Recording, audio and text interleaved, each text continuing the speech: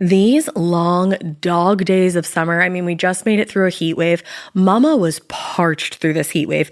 I was hitting up Dunkin' every single day, and I will continue to probably for the rest of my days, but especially this summer. Dunkin' is helping everyone stay cool this summer with its lineup of refreshers. These drinks are packed with bold, fruity flavors and served ice cold. It's amazing. Dunkin' refreshers are the perfect afternoon pick-me-up. I like to start my morning with them personally, and then sometimes I go back for a second one because I'm just feeling crazy. They come in a variety of delicious flavors, including fan favorites mango pineapple and strawberry dragon fruit. And then for a limited time, there's black cherry and there's pink pineapple. I'm going to tell you something right now, and it's a bold claim, let me tell you, but I stand behind it. Pink pineapple will change your life. It is so good. It has me feeling like I'm sitting in a pool, resort side, just living, honey. It's so yummy. Try your favorite flavor with green tea, sparkling water, lemonade, or Dunkin's all-new limeade. I haven't tried the limeade yet, but I'm going to. Usually I get my drinks made with green tea and occasionally lemonade, but I do really like the green tea. Or if you don't want to build your own, try one of Dunkin's curated refreshers like the Cherry Lime Ricky or the Ultimate Pink Daydream. The Cherry Lime Ricky, scrumptious. I could drink like 3 of these a day. They're so freaking yummy. Head to Dunkin' today and find your favorite refresher. Dunkin' refreshers contain less than 1% fruit juice. Limited time offer.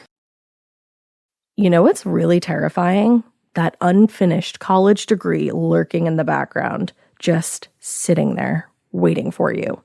That's where Southern New Hampshire University comes in. With flexible online degree programs, there's no commuting, no rigid schedule, and no more excuses. Plus, they have some of the lowest online tuition rates in the U.S. Visit snhu.edu/morbid to learn more before your degree becomes just another story about what could have been. Every good detective needs a partner to support them on important cases. Think of a State Farm agent like your sidekick, there to help you along the way in your search for coverage. State Farm can help you choose the coverage you need, whether it's for your home, car, boat, or even RV. With so many options, it's nice knowing you have help finding what fits for you so you can get back to solving all of life's bigger cases. Go to statefarm.com or use the award-winning app to connect with a local agent and get a quote. Like a good neighbor, State Farm is there. Hey, weirdos. I'm Elena. I'm Ash. And this is Morbid.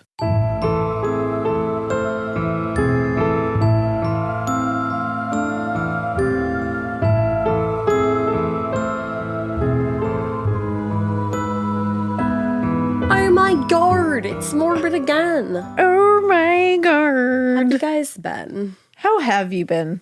Good? Tell us right now. Bad? Heinous? I hope not. Everybody's like, it's been a long year. And it's like that meme that's like, we're 3 days in. We're 3 days in. But you know, it's all right. It hasn't been that long of a year. It's okay. Yet. You know, there were beautiful little whimsical flurries in the air this morning. Really? For a little bit. And I said, oh, and then they went away. I didn't see those. Yeah. There's going to be big old flurries this weekend. Yeah. And I'm actually pretty excited. It didn't snow at all last year. Yeah, it didn't snow literally at all. And the girls love snow.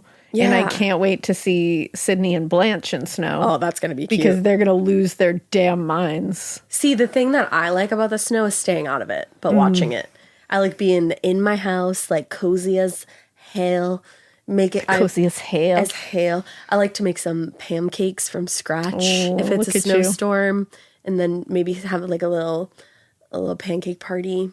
A little pancake party. I like that. Watch a documentary or like a movie, just like cozy. See, with kids of a certain age, oh yeah, that's you just know that your snow day is going to be spent putting on and off wet snowsuits all day. Yeah. And having red cheeks. But but also having so much fun because sledding with them is hilarious. Oh, I love sledding with them. And also with dogs now, it's going to be cleaning up all the dog like shenanigans when they run in from the snow. So it'll be a pretty relaxing weekend. Yeah. I have like a couple more years before I have to do that. And even after that, a couple more years because newborns don't go in the snow. Yeah, no, I'm not going to take my newborn in the snow. That's a bad so idea. You're good. I think they advise against that. You're good for a little while. Yeah, that's kind of nice. Yeah. I have like 6 years at least. Well, no, probably like, No. I don't know, maybe like 4 or 5. Yeah. I don't know. Once they hit 2, you're doomed. So I got like 5 years. Yeah. Hopefully, anyways. Well, that's my timeline. How's yours? You're like, well, babies. Babies. That's my sole focus. Babies. But anyways, my sole focus for this hour is really, really tragic true crime case. Oh. Yeah, that's, What a lovely truth. Sole focus. Yeah, that's my job right now. That's my job. That's my job. That's your job. Yeah, that's our job. So yeah, I have a story about like a love rectangle. A love rectangle. Correct. Or square, if you will. Okay. But 2 of the parts of the rectangle square did not know what was going on. And it's a cheating scandal. Oh, no. It's awful. And it's terrible. God. It's got like preachers in there being bad. Oh, my. It's wild, okay? The affairs that your cases have been shedding light on are just... I am in a place of affair with my cases. Well, Thank you for adding with your cases. Of course, absolutely. I quite literally just got married, and I would quite literally never have an affair, and Drew quite literally would never because woo, woo, oh my god, stress. But my cases. They're all up in there. Well, it's because I like a little bit of a scandalo, and then also I think it's the high societies that I usually do. Oh yeah, and they're all cheating on each other. God always has an affair. Yeah. This is not high society. This is Kansas. Just affair. It's just a Kansas affair. And you love Kansas too. I love the Yeah. Oh shit. Kansas was in my last story. The vibes of your cases are right. You were in Kansas earlier this week. I was in Kansas. Yeah. Hey, Kansas. Auntie M. Auntie M. All right. So let's start. I'd say we're not in Kansas anymore, but we are. But we are. I was like, you can't say that because here we are in Kansas. That sounded really Kansas. Sounded like I said in Kansas. You definitely did. But we're not. That's what there. she said. We're in Kansas. We're in Kansas. Here we are in Kansas. God. Reporting from. Wait, okay, we'll get into it eventually, but sometimes on TikTok, I get like news gone wrong clips. And do you ever get those? And it's like the girl, and she looks at the camera and she goes, "I'm so pale." And then the lady's like, we're live. And she's like, reporting live from. Then it just made me think, reporting live from Kansas. From Kansas. Oh, God, I almost got the hiccups. You know when you're about to get one? Yeah. I'm not a fish, and I don't have gills. I'm glad we could be with you through that. So we can hold your hand through that. Don't touch trying me. Time. So let's start. When Tom and Sandy Bird packed up their 3 children and left West Memphis, Arkansas for Kansas in 1982, everybody assumed that they were off to bigger and better opportunities. Tom had graduated with a master's degree in sacred theology in 1976, which like that I feel like that would be like kind of a fun degree to get. Is he the preacher? Correct. Yeah.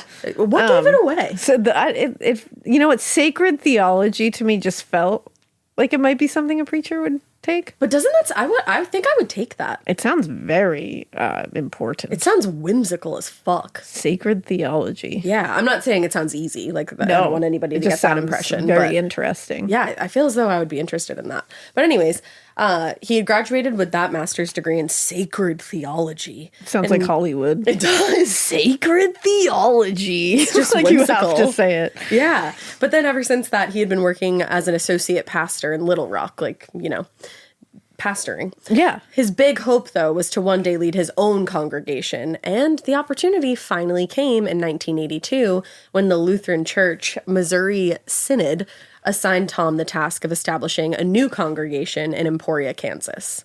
So while he worked to build up the New Faith Lutheran Church, Sandra split her time between, listen to everything she was doing. I'm listening. Raising their 3 children, ages 2, 3, and 5, which like just do that alone, Yeah, and like a you're lot. a hero in my eyes. She was also teaching part-time at Emporia State University, and at the same time pursuing a graduate degree in computer mathematics. Sandra. Like, I'm sorry, what? Boss bitch alert. Did you just say Superwoman? I did. Did you say Wonder Woman? Synonymous. Yeah. 'Cause Doing that's it what I all. heard. Sandra? Superwoman, Yeah. Wonder Woman, doing it all. And the thing was, both of them at this time were both thriving in their new roles. And by the end of the year, the Faith Lutheran Church had become an established part of the community, with the church elders praising Tom as one of the best spiritual leaders they ever had, Wow. quote unquote. The church elders always sounds like it's from Middle Earth, doesn't it? It really does. Like, I know that's a real thing, and I know, like, there's, like, town elders and shit. There's town elders? I think so, in some towns. That's cool. I feel. They had them in Gilmore Girls, so maybe I'm just making I think those are just townies. No, they call them the town elders. They had to speak to for Luke to buy a certain house. You know, you guys don't care. Yeah, you're right. But they had to talk to the town elders about it in a sauna. Yeah. So That's where I would be if I was a town elder. Like Catch church me in the sauna. elders and it was a Tom elders. Any kind of elders, I feel like, is very Middle Earth. Yeah, I agree. Even know? just like the elderly. Just the elderly is The very Middle Earth. elderlyism, if you listen to Buffy. And Mikey just said he's the Pod Lab elder. You are! You're from Middle Earth. It's true. What Earth am I from then? man. I'm the Pod Lab child. I thought you were just going to say you're the Pod Lab. I'm like, just the whoa. Pod Lab. No, but anyways, these elders of the church, they said that he was the fucking tits, except they didn't say it like that. I was wondering. No. From the outside, Tom and Sandy's marriage, of course, looked strong. That doesn't bode well for reality. No. It was the type of relationship that their friends and family admired and actually aspired to. But like I'm always saying, behind closed doors, things between the couple were not how they appeared to be to everybody on the outside. Tom's work at the church was keeping him busier than he'd ever been before, and obviously Sandy's responsibilities at work, school, and home left her really little time to pay attention to Tom. And privately, he complained to his friends about Sandy's job and the fact that she never had any time for him. And she, likewise, confided it to friends that she was worried that he didn't love her anymore. Oh, geez. So it's like they were both just really steering away from each other at this point in growing time. apart. Yeah, definitely. Outside of the church, Tom's greatest passion was for sports, and he wasted no time getting involved in local athletics, which totally cool to have a hobby, but if you feel like your wife has no time for you and you're trying to make time for each other, why go out and Grab join a all hobby these sports teams? that's like away from each other. Yeah, because he joined the Optimist Club basketball team, and then he became the first baseman for the church softball team. So it's like you didn't even get one hobby, you got two. But anyways, it was through sports that he met Martin Anderson and his wife Lorna. Martin and Lorna Anderson had moved to Emporia from Hutchinson, Kansas in the mid-1970s. And just like Tom and Sandy, they also had several young children between 2 and 8 years old. Martin Anderson managed the laboratory at Newman Hospital, and he also had a love of sports. So that's how him and Tom kind of got along and struck up a casual friendship. Yeah. They didn't know it when they first met, but the couples had a lot more in common than just sports. Like Tom and Sandy, by 1982, the cracks in Martin and Lorna's marriage had started to show, unfortunately. But neither of them really seemed like they wanted to address the problem or they could address the problem. In 1982, Lorna alarmed a friend when she casually asked whether or not he knew someone who would kill her husband. I'm sorry. That escalated so fucking quickly. Sure did. It went from like, they're pretty Instagram curated on the outside and like some shit's, you know, kind of unravel a little bit on the inside to like, she was actively trying to get a hit on her husband. I think that's how the friend Like, that whoa. she asked felt. Like, whoa, this really escalated. I know you guys were Also- like growing apart or whatever, but I always wonder, what kind of friend do you think you what have? kind of friendship do you have where you feel comfortable asking that person if they, first of all, confiding that you would like your husband murdered. Yep. And then two, thinking your friend knows somebody that Yeah. could get your husband murdered. It's like What there's kind of many company do you keep? dynamics involved in that friendship that I myself am just not privy to in my friendships. I would call that I have a point in wonderful your column. friends, but yeah, like I love my friends. Yeah. But one, I don't want to kill my husband. That's but good. two, Good news. I don't think any of them know someone who would if I wanted to. Well, don't ask because So- you'll end up in a story later. It's just always kind of wild to me. I'm like, wow. yeah, It's like when two serial killers find each other. I'm like, how'd that conversation start? it's true. Like, did one of you be like, hey, do you know what I do sometimes? And it's like the other one's like, same. Like, Samesies. where does that happen? That's it. Lorna just feels like, I'm like, that was bold. It was bold. And her friend felt that way, bold too. And reckless. Yeah, because her friend was like, I don't actually know anybody that would kill anybody, specifically not your husband. Also, what? She's like, weird conversation we just had. Like, this was kind of alarming. Yeah. But Lorna was like, oh my God, I'm just kidding. JK. Just joking, girly. I'm so jokey. But that incident obviously hinted at the problems that would later escalate way beyond measure.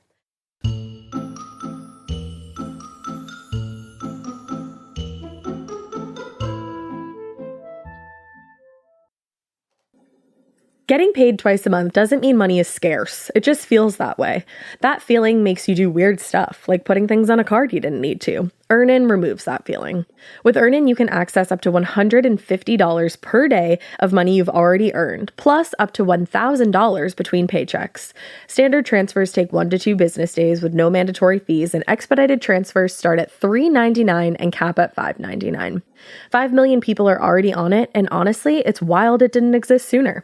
Download Earnin on the App Store or Google Play, spelled like earning money without the G. Type in Morbid under podcast when you sign up. It'll really help the show.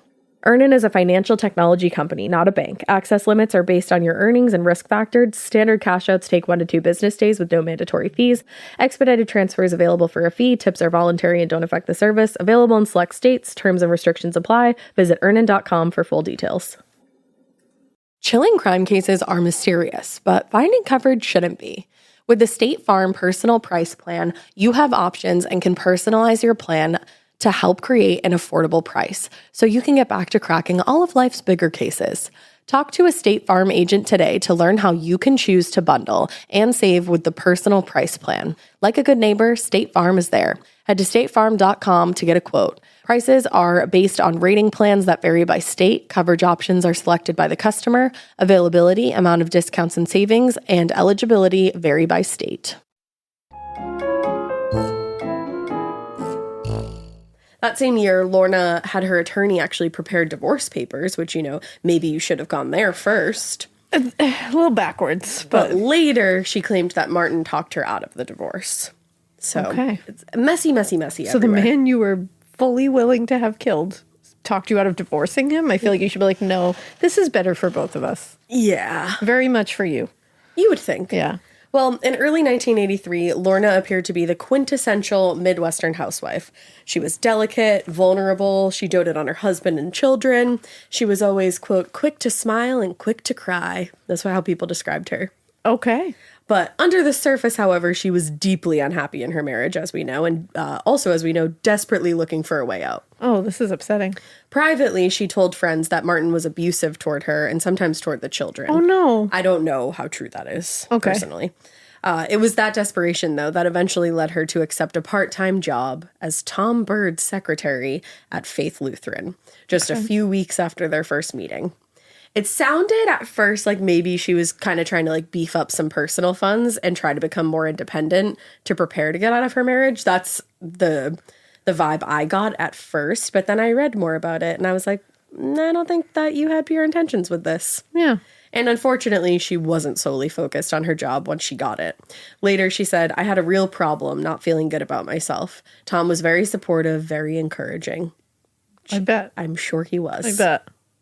So the new job got Lorna out of the house and offered new opportunities for socialization. Goodbye. Goodbye. But what she really liked most was talking to Tom.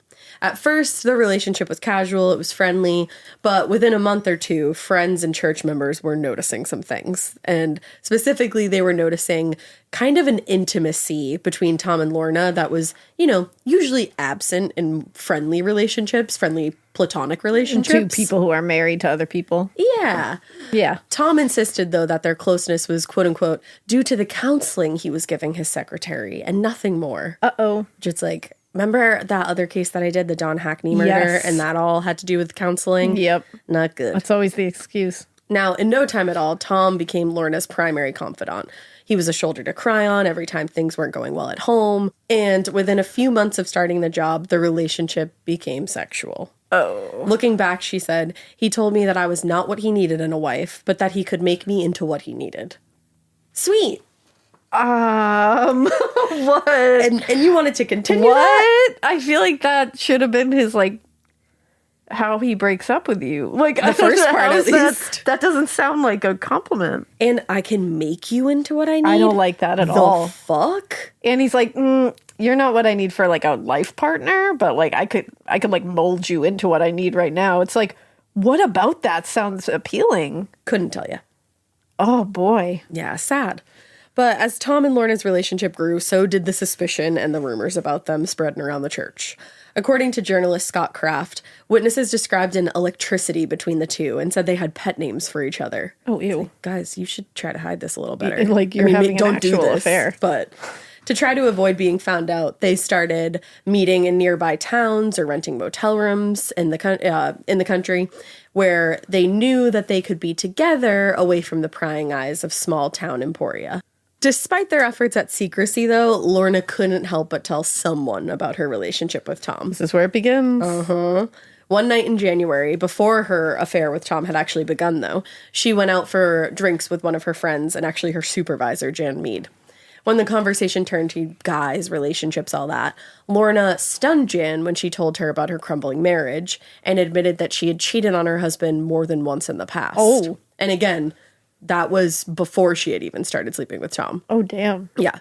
With that second confession, it was most likely less of a surprise when, just a few months later, Lorna told Jan that she had taken the job at the church to be close to Tom. Oh, so she had, like, intentions going into this. It wasn't like, I just want to... According to what she told Jan, that's what it sounds like. Yeah. Now, she told Jan, Tom and I are seeing each other, and this is one chance that we have to be alone, and I enjoy working there. Just a few months later, she would tell Jan, I know this sounds really awful, but I just wish something would happen to Marty and Tom's wife so we could be together for the rest of our lives. There's like what is the word? Divorce. I think it's divorce is what could happen for both of you. Yeah. Like, and then you could be together. Just know that you want that. Be final in your terms. Like, you're not going to be able to talk me out of this. I want a divorce. Hell, even say, I'm cheating on you. I want a divorce. Yeah. And it's like, that's the thing.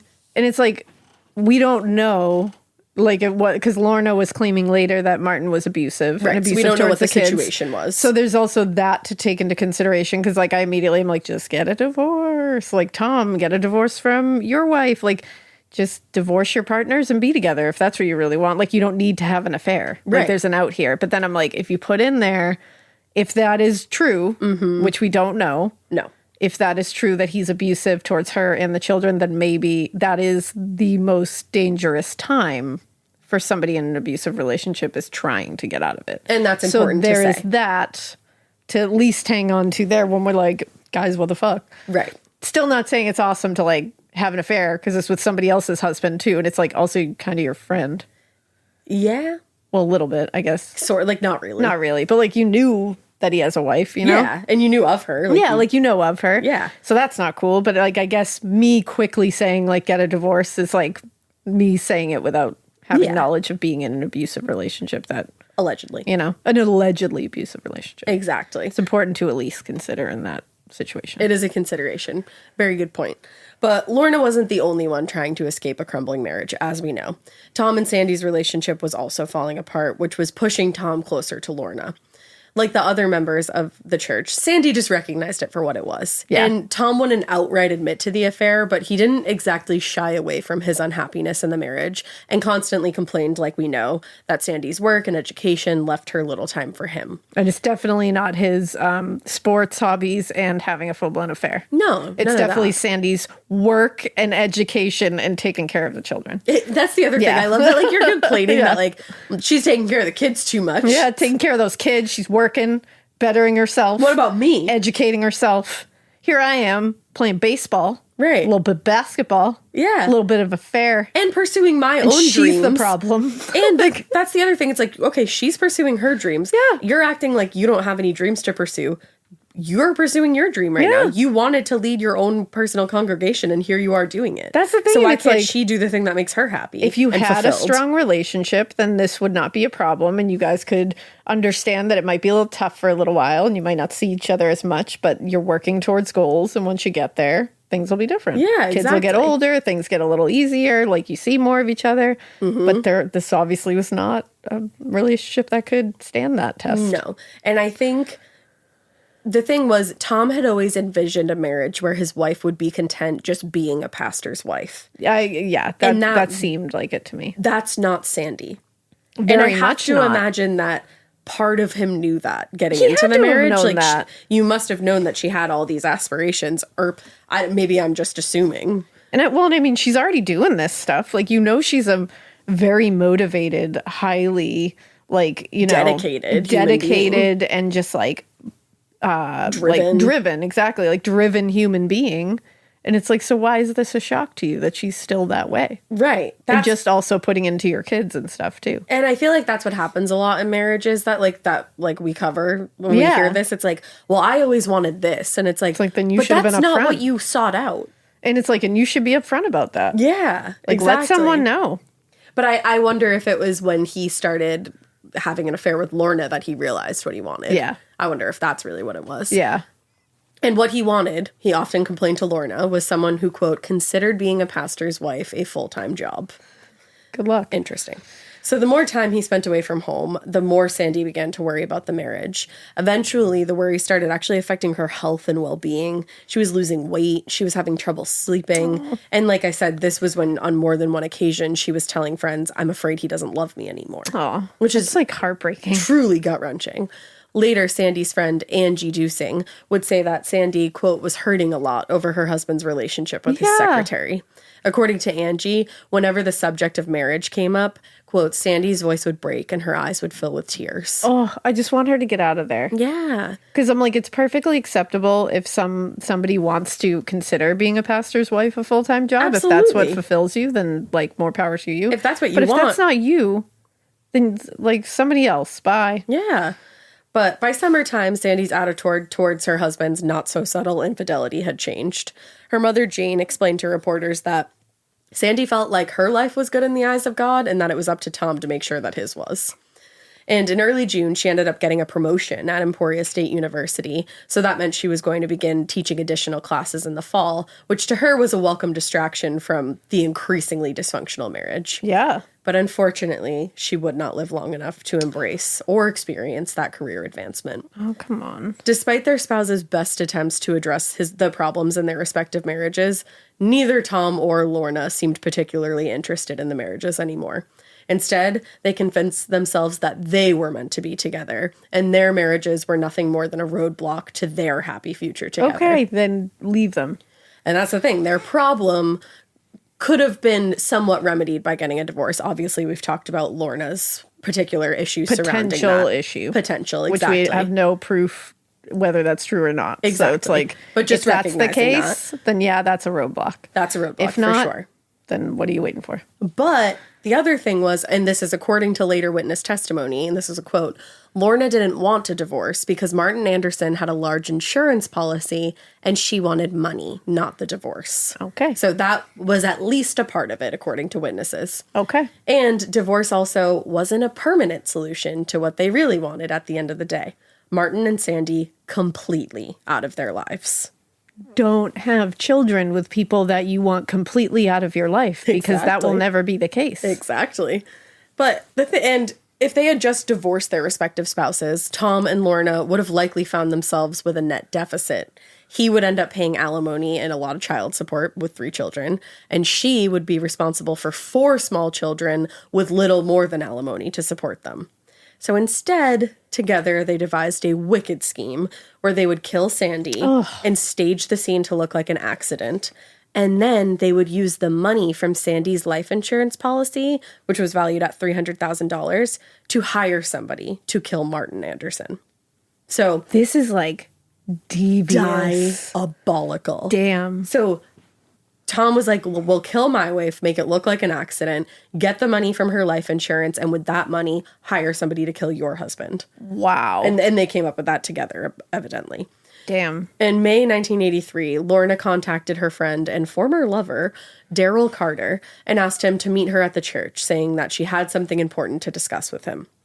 He went to the church a few days later, completely unaware of what Lorna actually wanted to talk to him about. And when he arrived, Lorna introduced him to Tom, who was also there to meet Daryl Carter. They explained that they were in love and wanted to be together, but that couldn't happen as long as they remained married to other people. Lorna explained that they had come up with this plan to murder Sandy and Martin, but they needed Daryl's help in order to pull it off. Initially, Daryl Carter was like, absolutely not. I don't want anything to do with murder. And also, why don't you just get divorced from your spouses if you want to be together? Same question everybody's having. They're like, guys, there's an easier way. But Tom explained that he loved Lorna and was going along with the plan in order to help her get out of an abusive marriage. He told Carter, Lorna didn't want a divorce because Martin Anderson had a large insurance policy and she wanted the money. And Daryl Carter explained that he wasn't a killer and he had never engaged in anything like what they had planned, to which Tom replied, haven't either. I'm a man of God and I'm going to kill Martin Anderson, implying that his actions were rooted in love for Lorna. Wow. But that he was still a man of God. Yeah, obviously. Isn't it like a commandment, like thou shalt not kill? I feel like that's a pretty solid one. I think that's a big one. I think that's one that's like, there's really no interpreting that any different. Yeah, I don't know. Like word on the street. I don't know. That's kind of a big one. But Who knows? off. So it's rather unclear why Daryl Carter didn't just walk away from this conspiracy then and there. But instead of doing the rational thing, he stuck around to hear their plans. As Lorna and Tom saw it, there were two viable ways to successfully achieve their ends. In the first plan, they would get Martin drunk or drug him and then put him in his car and take him to a remote location in the country and push the car over an embankment, making it appear like a drunk driving accident. My God. If they went with this scenario, Daryl Carter's role would be to pick Tom up at the accident site and drive him back to the house, leaving Lorna at home all night with an alibi. The second option involves staging a robbery at the home where Martin stayed each month during his Army Reserve duty and shooting him to death, making it appear like a robbery gone wrong. And actually, if they went with the second option, they wouldn't actually need Daryl's help. So Daryl was like, wow. Okay, a lot to unpack I was here. just going to say that's a lot to consider. He's like, upsetting that I know you. Yeah. So he left the church completely stunned after telling both of them that he was going to need some time to think about this before getting back to them. A few days later, when they still hadn't heard from him, Tom actually ended up paying a visit to the construction site where Daryl was working and was like, did you make up your mind, dude? But Daryl told Tom that he still needed more time to think about it. And a short time later, he called Lorna and told her that he couldn't help them with their plan and assumed that without his involvement, they would drop the whole idea. I was like, wow. Good that you didn't help them. Yeah. Bad that you didn't report this. That's the thing. You could have saved two people's lives at the end of the day. Now, on the evening of July 16th, just a few days after learning about her promotion at the university, Tom suggested that he and Sandy go out to dinner and a movie to celebrate the occasion. After the movie ended, they went home around 9:30 p.m., and Sandy ran inside to grab a bottle of pink champagne for herself and a bottle of whiskey for Tom, and she told the babysitter that they'd be back in about an hour. According to Tom, they then went back to his office at the church where they had a couple drinks and then parted ways when Sandy left to go to her office at the university, with plans to return a short time later to pick up Tom after he had gone over his sermon for the next morning. Oh. Which, like, this already sounds weird. Yeah. You just went on a date. You're celebrating something. You have a couple drinks together, and now you're going your separate ways to get, like, work done. No, I don't think so. Maybe, but it's just a little weird. And also, wow, to get your sermon done. Well, that's what really struck out to me. Yeah. So Tom claims that he went out for a jog to think about his sermon and returned to the church expecting to find Sandy waiting because she was supposed to pick him up. But she wasn't anywhere to be seen. After a little while longer, he got concerned and walked around town for a little while looking for Sandy before finally returning home to relieve the babysitter without Sandy. On the morning of July 17th, Sandy Bird's body was discovered by Kansas State Trooper John Rule when he stopped to investigate what looked like an accident when a car went over an embankment on Rocky Ford Bridge. Oh, God. When Rule made his way down to where the car landed, he found Sandy's body lying face down in the river just in front of her overturned car. Based on the scene, it looked like Sandy had missed the two 90-degree S-curves leading to the bridge and then went through the railing and over the embankment to the river below, obviously causing fatal injuries in the process. But while the scene appeared to be that of an accident, almost from the moment he arrived, something about it didn't feel right to the officer. He told Scott Kraft in a 1985 interview, "I started to feel hinky about the whole thing." Hinky. I like that. For one thing, There were no skid marks anywhere on the road leading up to the point where the car went over the bridge. That would stick out. So that's strange. Yeah. And while she might have missed the original curve, sending her in the direction of the railing, surely she would have tried to stop the vehicle at some point before it went over the edge. You would think. Right? The lack of skid marks on the road were not the only problem. There was other evidence that directly contradicted what had ostensibly happened on Rocky Ford Bridge. Officer Rule found Sandy's watch under the bridge, far away from the car and the body, with no obvious explanation as to how it had gotten there. And even more troubling were the spots of blood that he discovered on the bridge, on the guardrail, and on the leaves on the trees below. Oh, jeez. So how did that happen? Yeah. He told Kraft, "I thought something happened on that bridge." But before he could investigate any further, additional officers and emergency workers arrived on scene, and they started trampling on any evidence as they removed the car and Sandy's body. Awesome. And he's not like a homicide officer. He just happened to be the officer that stumbled upon this. Oh, jeez. So that's not even like his expertise. But he brought his concerns to the sheriff, who immediately dismissed his theory, telling him it was highly unlikely that anyone would kill a preacher's wife. What? Why is this like a weird running idea? Isn't it? That like preachers and preachers' wives Just are immune like to just murder. immune to all the things. Like no one would kill a preacher's wife. And it's like, what? Somebody who's mad about religion, maybe. Somebody who's fucking a preacher. Yeah, I feel. somebody who's like fucking somebody, a preacher. Like what are like things happen. Like people are not good all the time. Like what? Right. I love that like that job.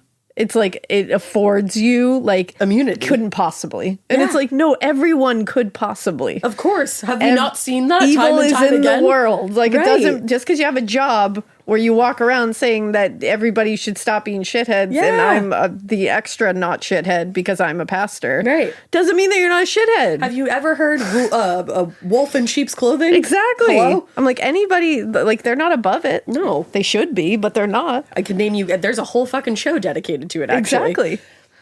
But Rule later said there was a mountain of evidence down there if you had been working a homicide. I was sure she didn't die in a traffic wreck, but I didn't have the training to prove otherwise. Oh man, that must be infuriating. So frustrating to feel it in your bones that like you know what you saw and what you saw wasn't right, and to have everybody tell you, no, nobody you're just would like, kill a preacher's I husband or a want preacher's wife.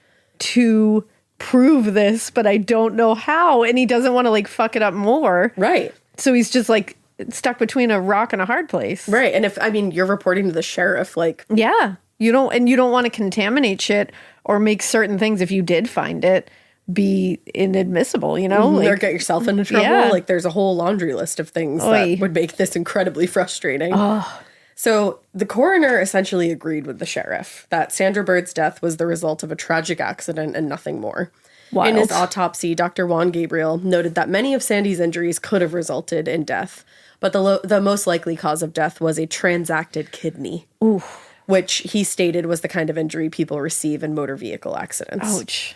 Despite some of the evidence contradicting the coroner's findings, like Sandy only having a small trace of alcohol in her blood, no one contested the findings, and the cause of death was officially logged an accident. And it's like, we're just going to ignore all the other stuff, like no skid marks or anything? Wipe your hands of that. No. Wow. Preachers' wives don't use their brakes. No, they're of immune course to that. not. Like what? So when Officer Scott Cronk delivered the news to Tom Bird that morning, he was surprised by the preacher's reaction, and he started to feel a little bit like Officer John Rule was feeling. Tom responded to the officer asking, "What was she doing out there? We never go out there. Where is it?" What? First of all, so many questions. Second of all, Strange questions. strange questions, and you're really going like right off the bat being like, she's never gone there. We never I've go there. never seen that road. What is ever. it? What? What's a road? What is a road? Who's a car? A vehicle? What? Huh? Nope. Talking about a pterodactyl? What? I don't know what that is. It struck Cronk as strange that Tom would immediately assert that his wife never went to the location she was discovered. Before even knowing where that location was, by the way. That's tough. Because he said, we never go there. Where is it? You don't know where it is, but you also know that you've never gone there. I just know that we have never been there. You don't Where even is know where again? it is. Like what? Like, what? No. But that wasn't the only thing that seemed off. In Tom's version of events, when Sandy didn't arrive to pick him up, he ran around town looking for her. It seemed a bit strange, at least to this officer and a few others, that he wouldn't just call the babysitter first to find out if Sandy had just gone home and maybe forgot to pick him up. Immediately, he assumed the worst. Obviously. Why? But like Rule's suspicions, Officer Rule there, Officer Kronk put his own curiosities out of his head, not wanting to assume a religious leader capable of anything nefarious, because, you know, because you that can't. never happens. No, you cannot consider that ever. Oh. You just can't. So although he had acknowledged the coroner's determination that Sandy's death was accidental, Officer John Rule just couldn't shake the feeling that everyone had either gotten something wrong or was just simply ignoring the obvious. Yeah. He recalled, "I kept thinking, what was she doing out there alone after dark?" And although he struggled to imagine someone wanting to kill a preacher's wife as well, because at this point it's been put in his head, I guess, he was convinced that he had come upon the scene of a homicide that night, and he wasn't ready to let it go. So he quietly continued to pursue the case on his own. Oh, John Rule. I know. John rules. Yeah, exactly. He does.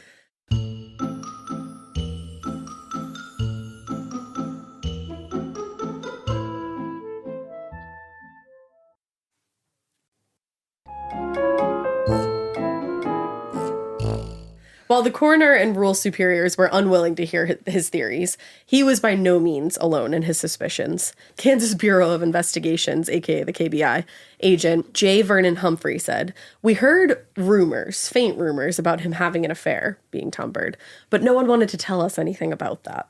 So it's of course not. You know that this is happening, but nobody wants to talk about it. That's even more sus. Yeah, where there's smoke, there's fire. Mm-hmm. Friends and family might not have wanted to speculate on whether Tom was having an affair, but that didn't mean that they didn't want to talk about Sandy altogether. They did. Rule spoke to those who knew her best, and what emerged from those conversations was a portrait of a woman that Rule described as very diligent, very intelligent, and the sort of person who ran at 100 miles an hour, 18 hours a day. Oh, Sandy. Which, just like we heard, oh. She did it all. Sandy. And he also learned that, among other things, she was a stickler for safety and always wore her seatbelt. You know what? That makes sense. Of course it does. Obviously, none of us know Sandy, but it's like, that just like fits that vibe. Yeah. Of like, she was doing everything she needs to do, working hard. She would be one of those that's like, wear your seatbelt. Put your seatbelt idiots. on. Well, like, she's got 3 young kids, you that's know? the Like thing. it just makes sense. So Sandy breaks my heart. Truly. So the fact that Sandy always wore her seatbelt was yet another thing about the scene that didn't make sense. When Rule initially made his way down to the crash site, he discovered Sandy's body face down in the creek, suggesting that she had been forcibly ejected from the car when it went over the rail. Had she been wearing her seatbelt, like she supposedly always did, there was only a very small chance that that could have happened. Yeah. And then there was also the interior of the car itself. After it had been removed from the site, Rule learned that the driver's seat had been adjusted much farther back than would have been safe or even comfortable for Sandy, who stood at 5'1". As someone who's also 5'1", you are smashed up against that steering wheel to reach those pedals. And like I've seen when John drives the car before you, how far back you are. Yeah, like he can't, or like when he tries to get in after I've been on he can't get in without moving the seat back. Yeah. There's a very noticeable difference. So obviously that suggested that somebody much taller had been driving the car when it went off. This part of the show is brought to you by Anua, the Korean skincare brand known for scientific, gentle, yet effective formulations. The latest from Anua is the Retinol Collagen Gua Sha Cream, a firming cream with a gua sha-shaped tip built right in. Have you guys heard of gua sha? It's that viral massage tool that moves fluid and tension out of your face. Less puffiness, a snatched jawline, honey, more definition in your face. Retinol firms and reduces fine lines, and collagen keeps your skin plump and structured. This cream has both of those things, arguably the most optimal combo for that snatched, lifted look all in one step. I am obsessed with the Gua Sha cream. First of all, it feels so cool to the touch. When you put that on your face, it's just like, this is lovely. It's like a little spa treatment that you can give yourself. I like to do mine at night after I get out of the shower. I rub the cream on my face with the little gua sha. I'm sculpting that jawline, honey. I got it on the cheekbones. And actually, I had a facial the other day, and the lady doing my facial, the professional, she said, "Do you use a gua sha at home?" And I said, "I do." And I said, "How did you know that?" And she said, "I didn't have those little like bumps in my chin or like different areas like that." So she could tell that I was using the gua sha. And I said, "Oh my God." I just feel like I wake up less puffy in the morning when I do it the night before. But you can do it whenever you want to. I, 10 out of 10, recommend this product. The Anua Gua Sha Cream Value Set is available at anua.com, already discounted. Use code MORBID for an extra 10% off. That's ANUA.com, code MORBID. The Sherwin-Williams summer sale is here. Get 30% off select paints and stains or 35% off their newest product, Emerald Symmetry, July 17th through the 27th. Whether you're looking to refresh your interior or your exterior, they've got the colors to bring your vision to life. And with delivery, getting everything to your door is easier than ever. Shop online or visit your neighborhood Sherwin-Williams store. Retail sales only. Some exclusions apply. See store for details. Delivery available on qualifying orders. The bridge. I mean, that alone should be a massive why did nobody red notice flag. that? That should be a massive red flag. Yeah. It's very easy to tell when someone 5'1" has been driving a car. Let me tell you, because you've even driven my car before and I can't get in. As Rule continued quietly investigating Sandy's death, Tom and Lorna began putting the second phase of their plan into action. Because remember, they wanted both of their spouses dead. We're not content with just one murder. Sandy is dead now. In September, Lorna placed another call to Daryl Carter, who again declined to help them. So Lorna reached out to Daryl's brother, Danny Carter, and enlisted his help. Why does she know so many people that she's willing to ask to kill someone? I gotta wonder that myself, Lorna. The thing was, Danny also wasn't a killer, but he thought he knew someone who was and agreed to act as a middleman. Okay. A few days later, Tom cashed a $5,000 check, which was a portion of the proceeds from Sandy's life insurance policy, and delivered that money to Danny, who claimed he, quote, sent it to a man in Mississippi who was to arrange the job. Several days passed, then a week, but neither the couple or Danny ever heard back from the contact in Mississippi.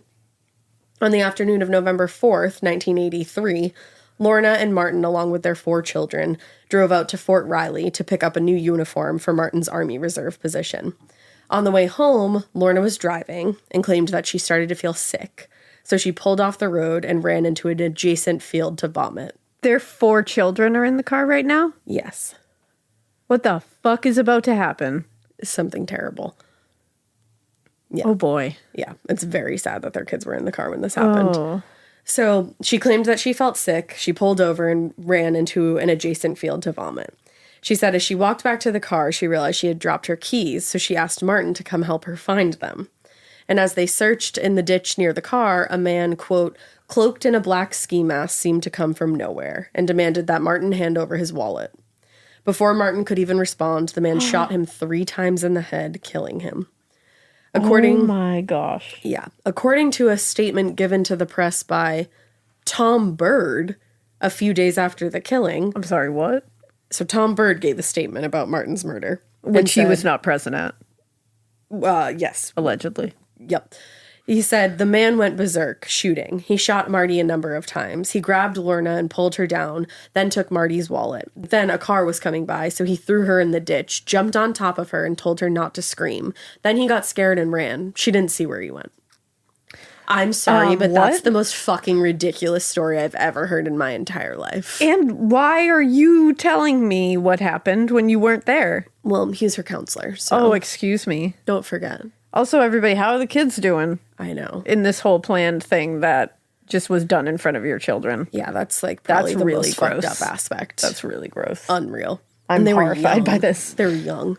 Ugh. After the attack, a passing driver stopped to help Lorna and flagged down a school bus transporting a local high school football team to a game nearby. This is like so small town. Several of the football players tried to revive Martin, actually, but it was too late. I mean, he'd been shot in the head multiple times. Oh, but the football players tried? Oh. Yeah. In their own statement to the press, Junction City Undersheriff John DePiercio told reporters they were, quote, interviewing witnesses trying to solve the bizarre killing. But he said they don't have a suspect, they don't have a weapon, and most importantly, they have no sensible motive for the murder of Anderson. Except someone's got to come out of here and be like, there is something weird. She is having an affair. Mm-hmm. So, like, somebody look into this. Yeah. That would be my first thing. I'd be like, there's all these rumors about her having an affair, everybody. Exactly. Check into it at least. Don't you worry. Okay, good. So the undersheriff might not have had any suspects or motive, but authorities in and around Emporia were starting to think that they might have some insight into who would want to kill Martin Anderson and why. After hearing the surprisingly detailed yet also suspiciously vague statement that, again, Tom Bird, ? Gave reporters on Lorna's behalf. Yeah, miraculous. The editor of the Emporia Gazette, Ray Call, told another editor, if you believe that, I'd like to sell you the Brooklyn Bridge. That's honestly the truest statement. Now, our friend J. Vernon Humphrey from the KBI also noted the unusual connection between Tom Bird, whose wife had also just died under mysterious circumstances. That's the other thing. I'm like, you two are reckless. I mean, you're many things, but you're reckless. You're many things, and reckless is one of them. And reckless is one of them, because it's like, you have this whole plan that you're going to run away together and just like be together after both your spouses die under suspicious circumstances. And you're just while everyone knows that you're having an affair already. And you're going to raise 7 kids between the two of you after 7 you've killed kids their who are mom and know dad. what happened eventually to their other parent. Yeah. Yep. Wow. Yeah. That's interesting. Interesting. Mm-hmm. Wow. But yeah, like I said, J. Vernon Humphrey was like, there's a weird fucking connection between the two of these quote unquote widow and widowers. So he called his colleagues in nearby, I think it's Geary County, to let them know of the connection. The tip prompted investigators to look into both Tom and Lorna, where they learned that not only had Tom recently received a payout from his wife's insurance and cashed a check of $5,000, but Lorna had also recently taken out a policy on her husband not long before he was murdered. Ah. Weird. Strange. So crazy. Yeah. So, after just a few days of investigation, detectives traced the $5,000 to Danny Carter. And he and Daryl were immediately arrested in connection with the shooting. Danny told police that he indeed received the money from Lorna Anderson as a payout for the murder of her husband. But he said the man to whom he sent the money had never contacted them to arrange the hit.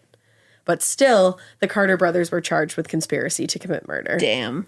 On November 18th, while they were being held in jail, Daryl contacted their lawyer and told him pretty much flat out that Reverend Tom Bird was absolutely involved in the deaths of both Sandy and Martin. Oh, damn. They were just like, let's spill the tea since we're already getting in trouble anyway. They're like, we're not getting fucking pulled down for this. At least alone. So realizing the very serious nature of the trouble that he was in, Danny Carter told police about his role in the crime, specifically noting that while he did act as a go-between for Lorna and the hitman that was supposed to be hired, he never committed an act of violence. And he also explained that as far as he knew, the person to whom he sent the money had never followed through.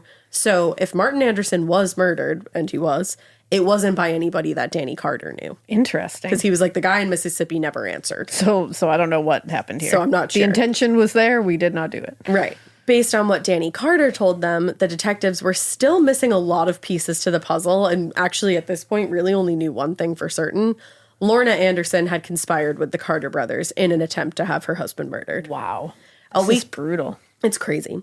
A week later, on November 23rd, she was arrested, and on November 30th, she was charged with conspiracy to commit first-degree murder.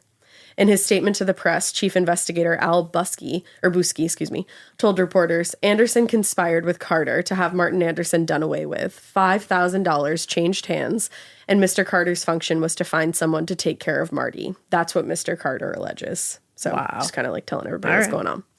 Lorna, at this point, was held without bond and continued to assert her innocence in the entire scheme. She was like, I have no idea what these people are talking about. But, and at the same time, she was pretty much refusing to talk to investigators, but it didn't matter because a lot of other people were willing to be way more forthcoming. They're like, don't worry, we got you. Yeah. By the first week of December, detectives had managed to track down Gregory Curry, the man to whom Danny Carter had given the money to murder Martin. So, after being... Wow. Yeah, so many people to keep track of. Yeah. Here. After being extradited from Ohio back to Kansas and now charged as a co-conspirator alongside Lorna and Danny, Gregory Curry accepted a deal from the prosecutor where he pleaded guilty to a charge of criminal solicitation in exchange for a lesser penalty. He was not compelled to assist the prosecution in the case against Lorna, but there was an implicit understanding that he could be called as a witness for the prosecution. Oh, wow. but he didn't shoot Martin. Wow. Yeah. Okay. Okay. What's happening? He collected the money, but he never followed through. So that's why he only got the charge for criminal solicitation. Okay. During this period, now the rumors of an affair between Tom and Lorna were going everywhere, persisting throughout Emporia.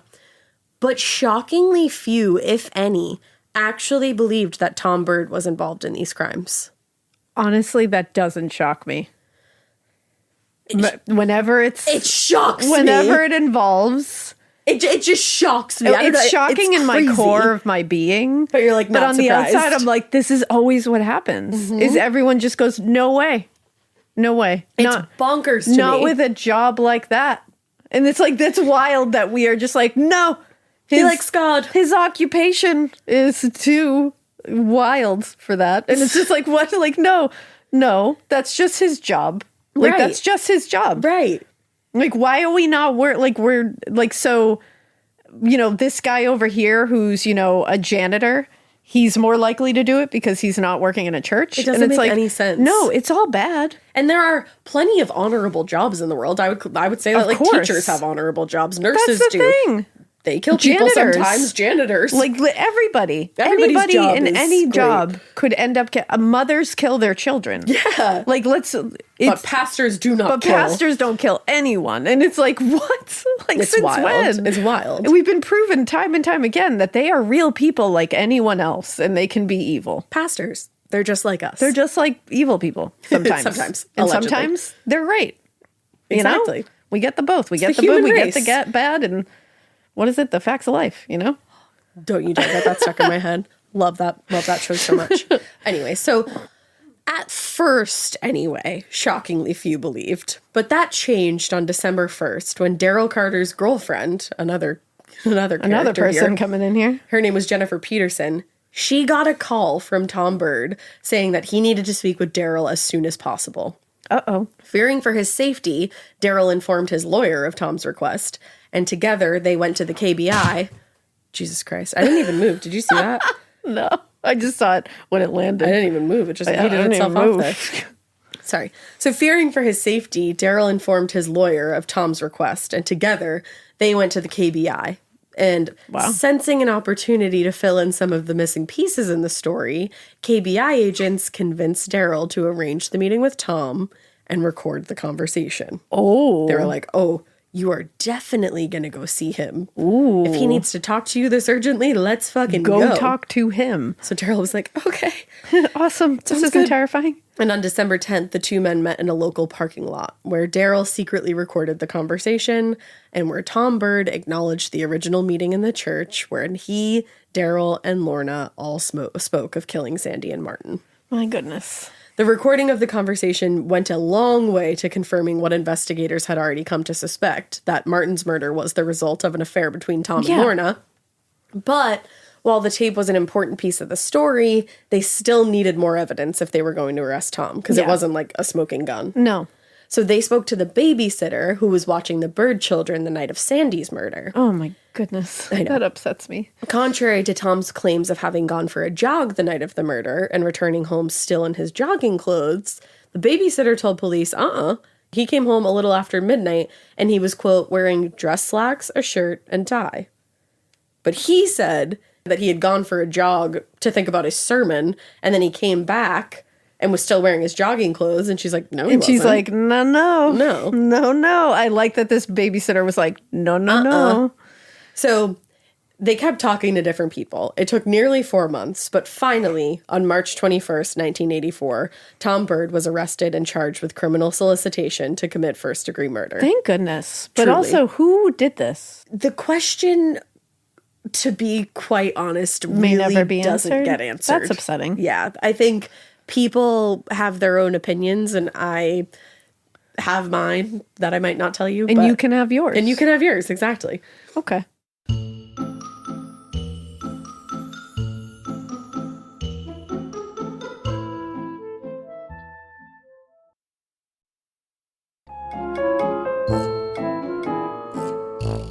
So he was arrested. And at the time, Lorna, who had been free on bond, was rearrested.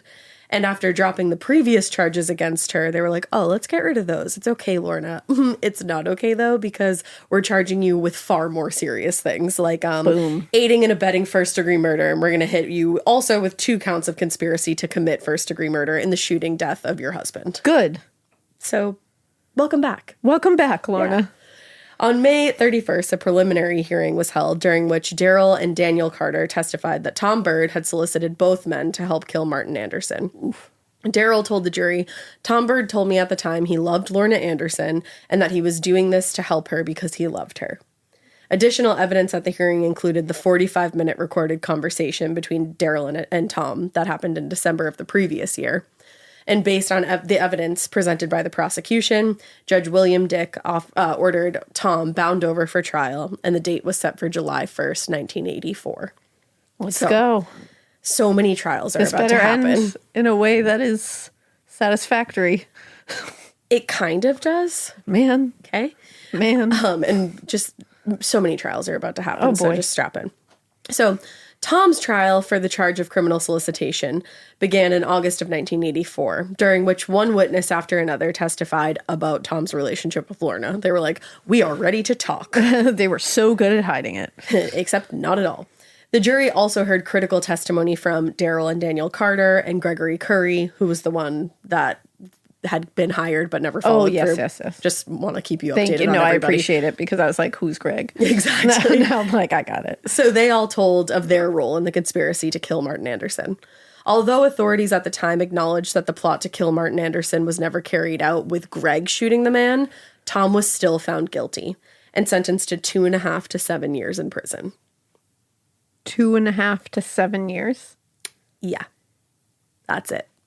But don't worry, I told you there were more trials. A toddler to a second grader amount of time? Yeah. Okay. Because it's only conspiracy to... I mean, I don't mean only. But in the eyes of the law. The eyes of the law, Yeah. It's only conspiracy to commit, which, again... Seems like that needs an overhaul a little bit. Well, and also, this guy did end up dead. Yeah, so like the conspiracy kind of went into practice here. Right. So I don't know. And I still don't want anyone who conspired to commit murder To get out of prison. to be my pastor. And to That's do it for again. sure. Like, you're Yeah. going to serve 7 years, you could come out. I mean, you could fucking conspire in prison. Yeah, you're conspiring. I'm saying. That's what you do. Once a conspirer, always a conspirer. That's what I've always said that. Conspiracies. I've always said that. I just said. You know what? I always have saved that too. as well. But as Tom began serving his sentence for the solicitation charge, the investigation into Sandy's death had finally gained some traction. Thank goodness. Because Poor remember, Sandy. 2 people were killed here. Yeah. And in October of 1984, they actually had her body exhumed. And a second autopsy was performed by Dr. William Eckert, a certified forensic pathologist. Hell yeah. I know, right? Let's get in there with Rock this on. forensic pathologist. I think he may have been involved in other cases that we've talked about because his his name sounded is familiar. very familiar. Yeah, it is. But my memory is so bad. Retweet, and we've done so many cases at this Exactly, point. so. But in addition to the injuries noted in the previous autopsy, which were consistent with the accident, Eckert noted a number of other significant blunt force injuries that could not be accounted for by an accident, by a car accident, and injuries to the wrists and arms. Oh, that's awful. According to his final report, the latter injuries were consistent with defensive injuries, as injuries caused when a person has his arms outstretched in an effort to ward off blows in the attack. Oh, that's so awful. Of course it like is. that's the mother of his children. Yeah.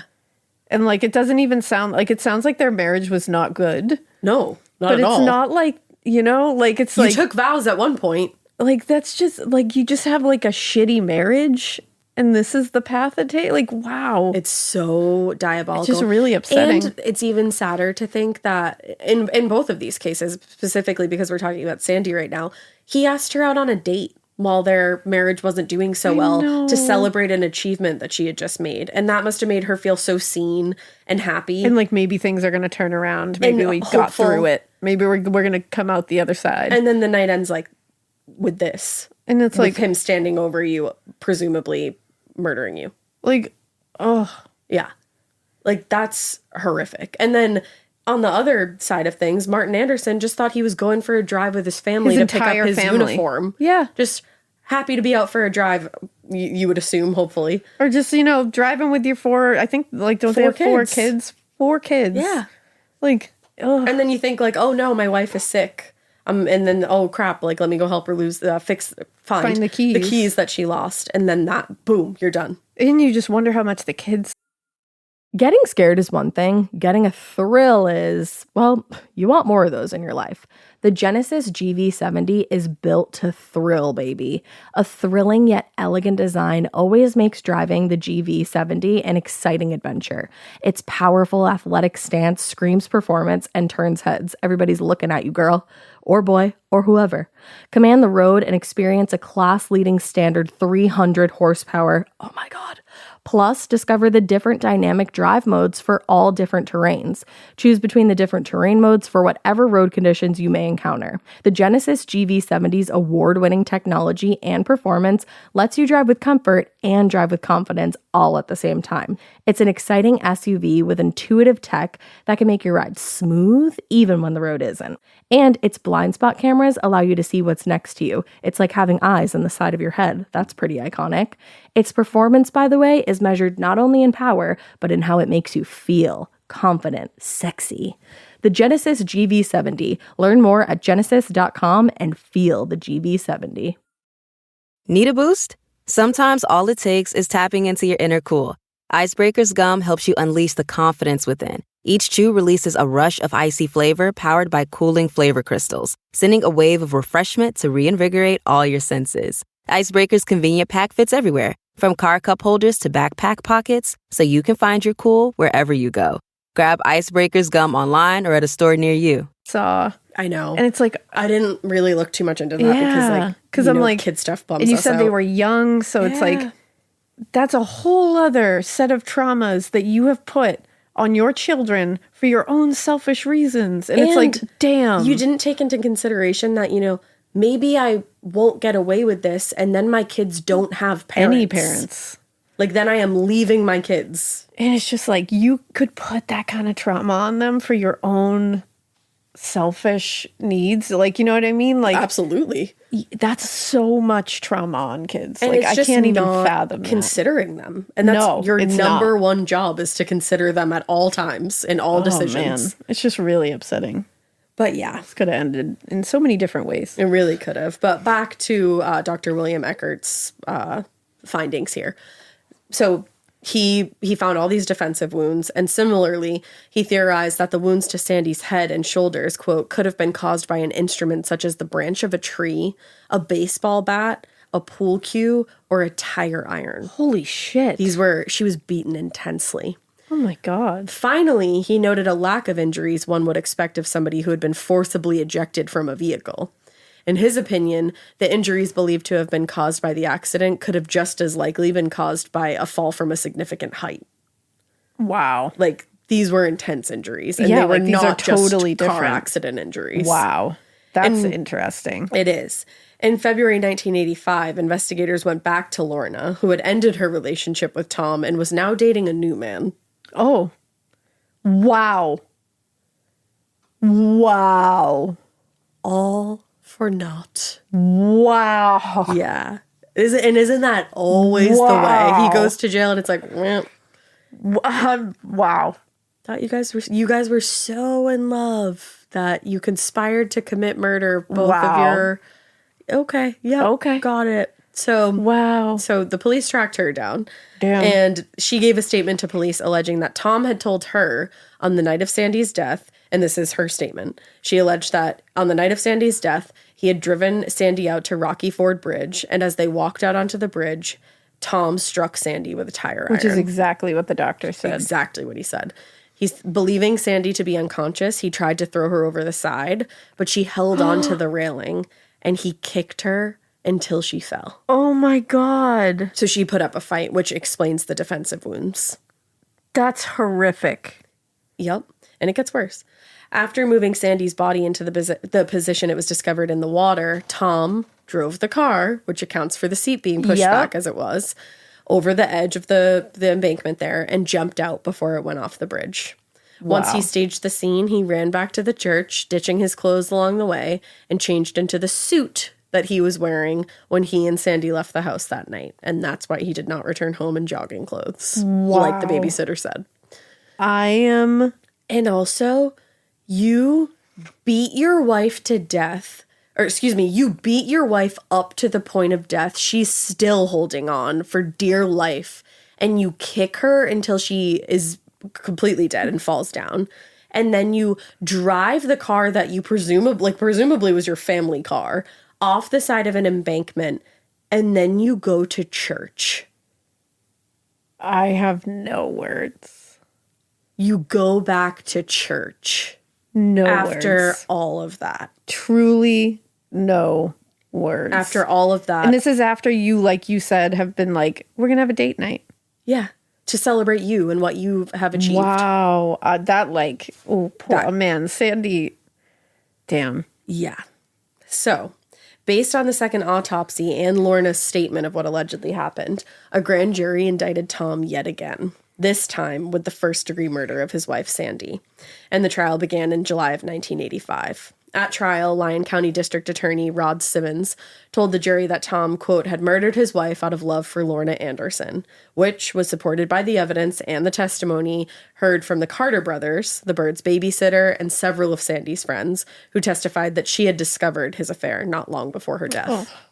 Most significant were the results of that second autopsy and the circumstances of the scene, which supported the prosecution's theory that Sandra Bird had been killed on the bridge before being thrown into the ravine, which explained why her blood had been found on the trees leading down to the embankment, and I also believe on the guardrail. This all makes so much more sense now. Exactly. And shout out to Officer John Rule for immediately recognizing those signs. Shout out. It's a good John. If he another tally in the good John. If he didn't become like an actual homicide investigator after that, my goodness. I hope John Rule I hope you're still ruling, John Rule. Right? So the defense, on the other hand, of course, argued that the prosecution's case was full of inconsistencies and relied heavily on hearsay. Except for that whole forensic pathologist thing. And, the blood on everything above where her body was found. Got it. But cool. Defense attorney Robert Heck told the jury no one saw a damn thing, adding that his client had spent the night looking for his wife. Okay. Yeah, totally. Okay. Also, nobody saw a damn thing, including that. No one saw him looking for his wife. No one saw that. So objection, hearsay. The babysitter saw him in different clothes. So. Yeah, so nice try. After a brief investigation, the jury returned with a guilty verdict, and Tom Bird was sentenced to life in prison for the murder of his wife, Sandy Bird, and he was already serving that 2 to 7 year stint. So, I like life better than 2 to 7 years. Life is much better. Much better.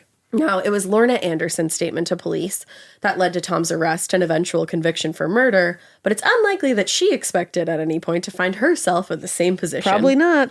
By the fall of 1988, though, she was facing very serious charges and a strong case against her for the murder of her husband. So she took a deal, and she agreed to plead guilty to 1 count of second-degree murder in exchange for a 20-year sentence. Ugh. In her statement given to investigators, Lorna identified Tom as the shooter in Martin's murder. I wondered if that was possible. Leading to additional murder charges being brought against Tom. Shit. But in March of 1990, a jury acquitted Tom of the charges related to Martin's death. And that's why I say we don't know who shot Martin. Okay. He was acquitted. Yep. So, Tom ended up appealing his conviction to the state Supreme Court in 1986, the one where he received life for the murder of Sandy. But the verdict and the sentence were upheld. Since then, he is said to have been a model prisoner, and he got remarried in the late 80s. Oh, my. He continues to assert his innocence and claims that while he and Lorna were sexually intimate on 3 or 4 occasions... I don't need to know how many, my guy. It doesn't matter to me. They never had a relationship. Sexual relations are a relationship. Also, excuse me, Pastor? That doesn't constitute a relationship? I thought that was like a big thing. Nope. Okay. Nope. Okay. Exactly. And he said that he never agreed to participate in any murders. He says, except aren't you on recording saying that You talked about it at least? Talked about it. You at least talked about it. Yep. That's pretty fucked up. Which is participating in... That's participating in talking about it, at least. Yeah. So there's that. But he says of Lorna, she was emotionally attached to me, and on my end, there was a need to be needed. I like the idea of being needed, so I unprofessionally let it happen. It was more emotional than physical. Thank you, Tom. Yeah. Thank you, Tom, for your time. Yeah. There are many people, though, who believe that Tom was convicted on circumstantial evidence and questionable testimony from people with faulty memories. Are the people in the room with us right now? Like, who? No.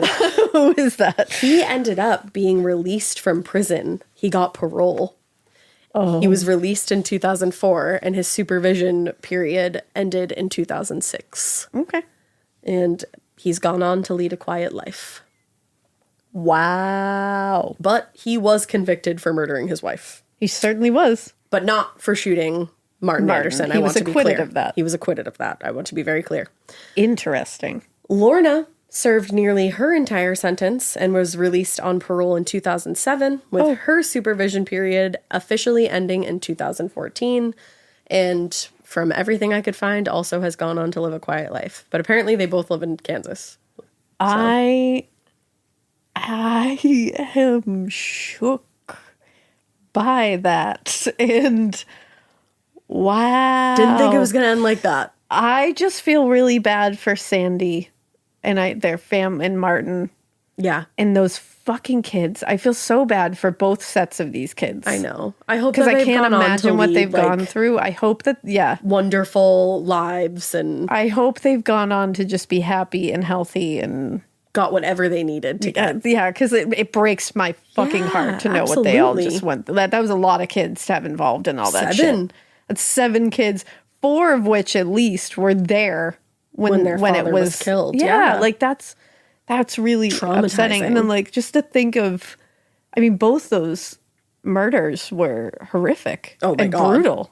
So brutal. Like Martin was shot in the head 3 times nearby his children. And he was shot in the chest once. He ended up being shot 4 times. Yeah, and it's like, and then Sandy was thrown off an embankment. Yeah, she was beaten and thrown off an embankment. Like that's unthinkable. Truly. It's unthinkable. Truly. And the fact that we really never will know, like the fact that we don't know concretely who shot Martin Anderson is the biggest thing for me. Because I'm like, I gotta know who that was. Yeah, and I like his kids deserve to know. Yeah, absolutely. And his parents, his family. And I'm sure everybody has their own opinions, but none of us know for certain. Yeah, because it's like... Which is like incredibly frustrating. Oh, it's infuriating. And I can't imagine if that was my loved one. Thank goodness for John Rule. Yeah. In this situation, and for Dr. Eckert. Yep. Like coming in after, we had a coroner the first time around. The fact that this could have gone a forensic so pathologist differently. the second time around, and look what you got. Yeah. And just the fact that this could have gone so differently. Sandy's death could, if John Rule hadn't had his suspicions and, looked around at certain things, and a couple other people hadn't had theirs. Stuck with it. She could have never gotten justice. She still would have been listed as dying from an accident. Yeah. When we know that that's not the case. Damn. Yeah. That's a horrifying case. I know. In every way. And I feel really bad for those people that had to deal with it, because holy shit. I do too. So treat people nicely. Yeah. And don't cheat on your spouse. Just be honest, man. Yeah, just honesty is the best policy. And with that being said, we hope you keep listening. And we hope you keep it weird. Not so weird as any of this, because we'll disown you. Absolutely XO, not. Elena Nash. Bye.